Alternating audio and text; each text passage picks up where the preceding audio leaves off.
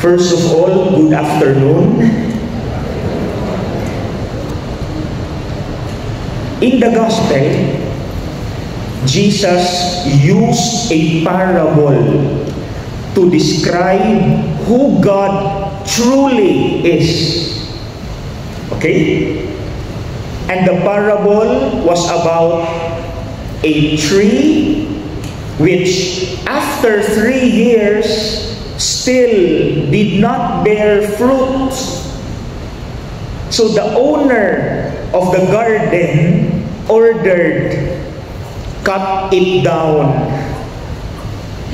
But the gardener pleaded, "Sir, give this tree, give me and this tree another year, and I will cultivate it." That's the beautiful point, brothers and sisters. But before that, let me clarify things first. Let's make this clear. Because by the fact that the owner of the garden ordered to cut down the tree, cut it down, baka in your mind, you will think na indeed, Father, God is a punisher kasi sinabi sa Ebanghelyo, cut it down. Father, God is a punisher. Now, let's make this clear. No. Absolutely no. He is not a punisher. Just look at that. That's the greatest proof that God is not a punisher.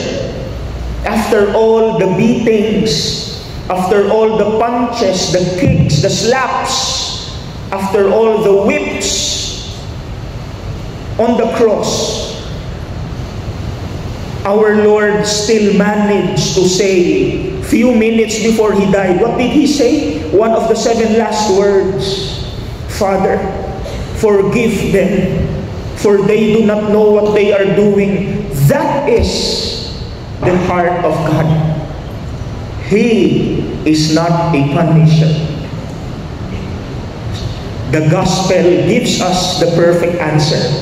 When the gardener in real life, that's Jesus, the gardener pleaded. This is our proof that God is not a punisher. When the gardener pleaded to the owner, "Sir, give me and this tree another year." Now, let's have this fixed in our minds. Sige, from now on, stop thinking that God is a punisher. Okay? Remove it. 100%. Remove it from your mind. And register this truth. What is that? That our God is the God of second chances. That's the truth. He is the God of second chances. Let's focus on that. "Sir, give me and this tree another year." That's it. Now, please be reminded that our problems, sickness, and death do not come from God. They all come from the devil. So from now on, please stop praying to God na, "Lord, huwag mo na sana ako bigyan ng problema. Lord, huwag mo na sana ako bigyan ng sakit." What do we mean by that? That's wrong. What do we mean by that? Na galing sa Diyos ang sakit? Galing sa Diyos ang problema mo? Galing sa demonyo? Problems, sickness, and death, they all come from the devil. Now, the question is, Father, why are we experiencing problems? Why are we experiencing sicknesses? The answer is, God allows them to happen to us. He did not will it, but He only allows sufferings to happen because He wants us what? Two reasons. Do not forget this, beautiful reasons. Number one, God allows sufferings in order for us to be better persons, to be changed persons. Do you believe in that? Have you experienced that? Na may mga negative experiences tayo na because of them, naging better tayo. Better than before. That's the first reason. And the second reason is, God allows suffering because He wants us to be deeper and stronger in our faith, hope, and trust in Him. Beautiful. He allows sufferings to be experienced by you and me because He wants us to be better and He wants us to be deeper in our faith, hope, and trust. Now, I have a proof. And this is a true story. It happened when I was still a 1-year-old priest on 2013 there in our place in Mindanao, because I am from Dapitan City, Zamboanga del Norte. My assignment before was school chaplain. So ako yung nagmimisa sa mga estudyante, nagbibigay ng mga retreats, no, sa mga bata. Now, nagmisa ako sa isang school, diocesan school, no? Part of my mission. I was with my deacon, who is now a priest. Kasama ko deacon, si Reverend. Now, yung biyahe pauwi sa Dipolog City, yung diocese namin, no? Diocese of Dipolog, 2 hours ang biyahe. Wala akong sasakyan, wala akong private vehicle. So, sumakay kami ng bus, yung bus. Yung pamasahe was 100 pesos. Okay? Now, dalawa kami, ako yung nagbayad. So, I gave the conductor 500 pesos. So, meron pa akong 300 na sukli. But the conductor said, sir, sorry, wala pa akong barya eh. Pwede mamaya na lang. Sino bang nabiktima dito? Ng mga konduktor na minsay nanloloko. They intend not to give you the change because they intend to have the money para malimutan mo sa kanila na yung pera. And indeed, I said, okay, sige, mamaya na lang. So nakatulog ako kasi 2 hours eh. Pagkagising ko, naalimpungatan ako, andun na pala kami sa terminal, bumaba ako diretso. Kasi nakalimutan ko yung sukli. Yun yung modus eh. Malimutan mo yung sukli. Kaya dinidelay nila. Hindi naman lahat, no? May mga mabait namang konduktor. Pagdating namin doon sa Boulevard, no, kumain, nag-order ako ng barbecue. No? Proud na proud kasi may 300 pa ako. Pagbayad na, sabi ko, nasaan yung pera? Ba't wala akong pera? Doon ko naalala, ay hala, hindi ako nabigyan ng sukli.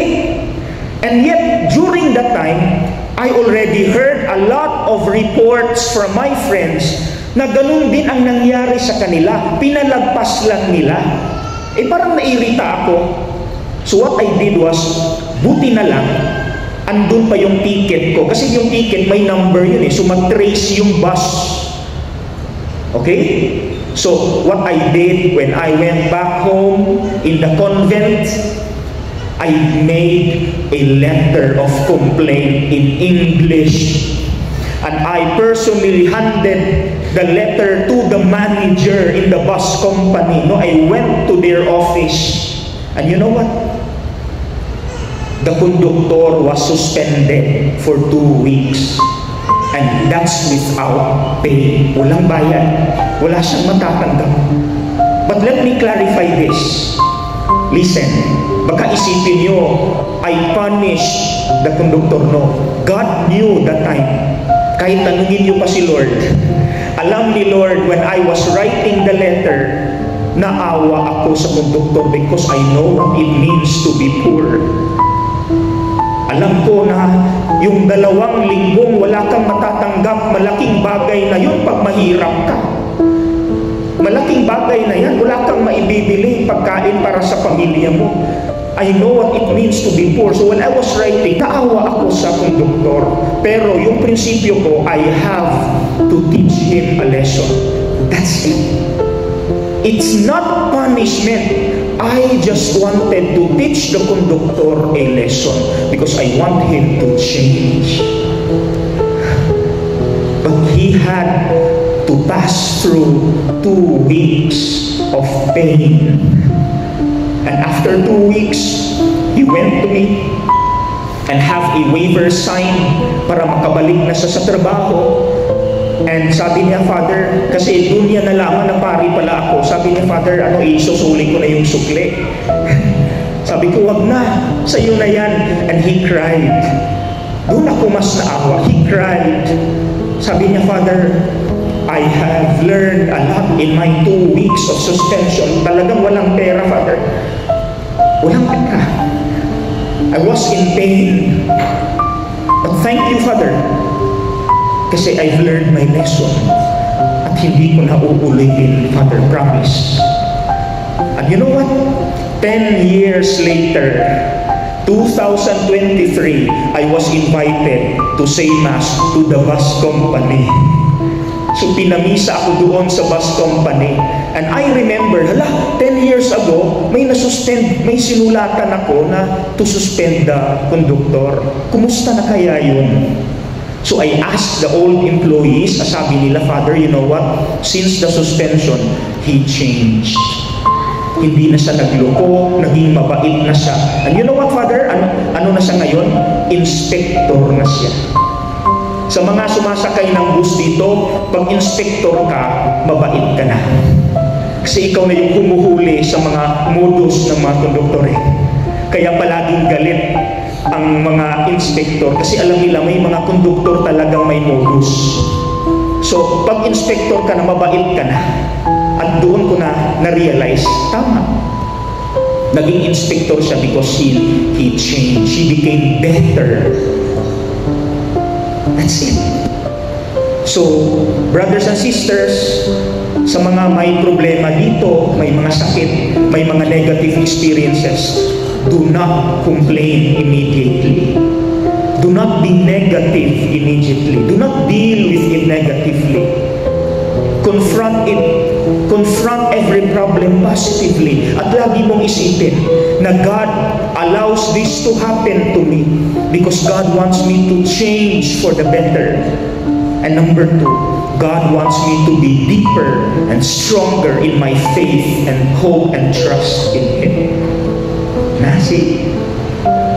Ako, ngayong Wednesday po, I will celebrate, not celebrate, ika 8 years since my horrible motor vehicle accident in our place. Nabali ito po, stainless na to, at ito, titanium na po ito. Titanium na po. It was terrible. Galing ako nagmisa, papunta ako magmisa. I was in depression. I always question God, why Lord? Galing ako nagmisa, wala akong bisyo, hindi ako umiinom, hindi ako lasing kasi wala akong bisyo. Ba't ako? Kasi it was not my fault eh. Hindi nilagyan ng kontraktor ang kalsada ng yellow ribbon for us not to cross. Kasi uneven surface pala. Kasi may asfalto sa right, sa left, wala. So, tumbling. So, balik. Ito titanium, ito stainless steel. And to cut the long story short, I tell you, and God knows, my faith now is deeper than before the accident. But I had to pass through this.